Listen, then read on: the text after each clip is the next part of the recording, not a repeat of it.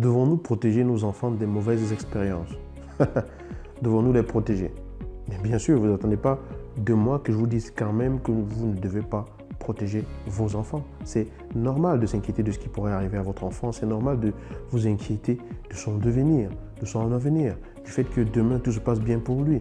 C'est normal tout à fait de se poser la question de savoir si votre enfant sera heureux demain, si votre enfant trouvera le sens de sa vie demain, si votre enfant pourra subvenir à ses besoins demain.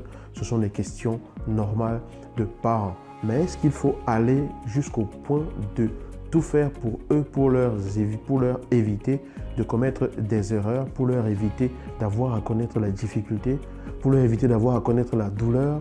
C'est une question que je vous pose parce que récemment, j'ai discuté avec une personne qui m'a fait comprendre qu'elle vivait dans la phobie carrément, qu'il arrive quoi que ce soit à son enfant, qu'il connaisse les difficultés, qu'il connaisse les douleurs de la vie, qu'il connaisse la douleur d'une séparation amoureuse. Si vous vivez cette peur-là de voir votre enfant connaître des difficultés, de ce qui pourrait lui arriver, qu'il lui arrive un accident, de voir ce qui pourrait d'avoir peur de ce qui pourrait se passer dans sa vie, que sa vie soit complètement ratée, d'avoir peur de l'avenir de votre enfant, d'avoir peur de ce qui peut arriver à votre enfant, vous êtes la bienvenue aux ateliers de vie et avenir zen pendant lesquels nous parlerons de ces peurs-là. Comment vivre une vie zen, apaisée, alignée et harmonieuse malgré le fait que on a cette peur-là de ce qui pourrait arriver à nos enfants. Cette inquiétude-là, elle est normale, mais lorsqu'elle devient vraiment prenante et vous empêche, et vous pousse même à empêcher votre enfant de respirer, là, c'est quelque chose.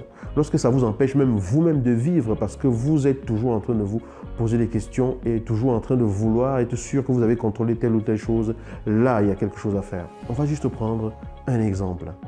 Je suis sûr et je suis convaincu que vous aimez votre enfant, que vous aimez vos enfants. Moi, j'en ai et je les aime, évidemment. Chacun de nous fait de son mieux, mais la question c'est de savoir jusqu'où est-ce que nous pouvons intervenir dans la vie de nos enfants, jusqu'où est-ce que nous pouvons agir pour influencer celle-ci afin que celle-ci ne connaisse pas des déboires. Devons-nous même d'ailleurs le faire? Vous aurez beau aimer votre enfant dès sa naissance et tout, s'il manque d'air dans ses poumons, vous ne pouvez pas prendre l'air qui est dans le vôtre et l'y mettre. Ce n'est pas possible, c'est impossible. Vous aurez beau l'aimer, le jour où il faudra qu'il se lève et fasse son premier pas, ou le jour où il faudra qu'elle se lève et fasse son premier pas, il et elle devront le faire chacun soi-même. Ça veut dire que les pas que votre enfant fait pour apprendre à marcher dans la vie, il apprend à les faire lui-même. Même avec les meilleures intentions du monde, c'est impossible que vous le fassiez pour lui. Supposez par exemple que votre enfant naisse, vous vous dites, ouais, il va apprendre à marcher, et en apprenant à marcher, il va tomber, il va se faire mal, il peut se faire mal, elle peut se faire mal en tombant. Je vais lui éviter ça et c'est moi qui le porterai partout où il faudra qu'il aille. Je le transporterai pour éviter que ses pieds ne touchent le sol et qu'il se foule la cheville par exemple ou qu'il se fasse mal. Votre enfant va grandir physiquement, son corps va grandir, il va évoluer, etc. Mais il n'acquérera pas la marche, il ne va pas acquérir la capacité de marcher parce qu'il n'a jamais appris à le faire. À 10 ans, il ne pourra toujours pas marcher parce qu'il ne suffit pas d'avoir un corps qui se développe. Il ne suffit pas d'avoir physiologiquement ce qu'il faut pour que les fonctions soient. Les fonctions, elles se développent avec leur sollicitation, avec leur mise en pratique, avec leur utilisation. D'accord? Donc, autant vous ne pouvez pas l'empêcher de faire son premier pas, autant vous êtes content quand il fait son premier pas et que vous êtes triste quand il tombe ou qu'il se fait mal et tout, autant vous ne pouvez pas surprotéger votre enfant et lui éviter de connaître les douleurs dans la vie, de connaître les difficultés dans la vie, de connaître les échecs. C'est cette perception-là que nous donnons à nos enfants dès l'enfance et que nous avons reçue aussi, qui nous fait nous dire que l'échec ou la difficulté, c'est forcément mal. Je vais surtout parler de la difficulté, que la difficulté, c'est mal. Lorsque votre enfant apprend à marcher, fait son premier pas, qu'est-ce que vous faites? Vous faites, ah, c'est fantastique, il a fait son premier pas, c'est bien. Vous êtes content, vous l'encouragez, vous vous réjouissez pour lui. À partir du moment où vous empêchez cet être de vivre des expériences qui peuvent lui permettre, qui sont même indispensables pour qu'il puisse se construire, là, vous le faites en fait pour vous et non pour lui. Alors, jusqu'où est-ce qu'on peut aller?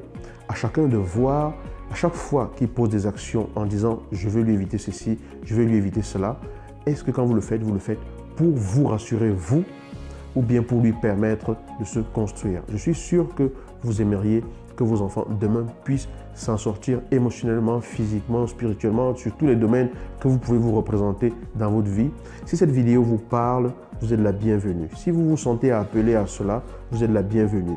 Allez sur le lien en dessous dans la description de cette vidéo, cliquez dessus, entrez votre email et votre prénom, inscrivez-vous pour les ateliers Vie et Avenir Zen et nous aborderons ce sujet-là. Il y a tout un programme. C'est 7 jours d'atelier, du lundi au dimanche, tous les jours, un sujet différent, où je vous partage ma vision des choses, mes prises de conscience sur les choses et surtout ma propre expérience. Je ne vous raconte pas des choses comme ça en l'air, je vous dis ce que moi je fais, ce que moi j'ai fait et ce que je continue de faire et qui marche pour moi dans les différents domaines afin que ça puisse vous aider si cela trouve écho en vous. Je dis bien si cela trouve écho en vous parce que je ne détiens pas la vérité absolue. Je ne peux que partager mon angle de vue concernant les différents sujets. D'accord ? Cliquez et inscrivez-vous. Et si vous connaissez d'autres personnes qui sont intéressées, qui sont appelées par ce sujet, que ce sujet pourrait interpeller, n'hésitez pas à partager cette vidéo. N'hésitez pas à leur dire qu'il y a peut-être une opportunité à faire un pas de plus vers la solution qu'elles recherchent. Partagez le lien d'inscription pour que, ensemble, nous puissions mettre en commun des visions communes pour construire une vie plus zen, malgré la peur qui peut nous habiter par rapport à ce qui pourrait arriver à nos enfants. Que vous ayez des enfants aujourd'hui, que vous n'en ayez pas encore, si ce sujet vous appelle, venez et ça fera une différence pour vous. Je vous dis à bientôt dans une nouvelle vidéo. Ciao.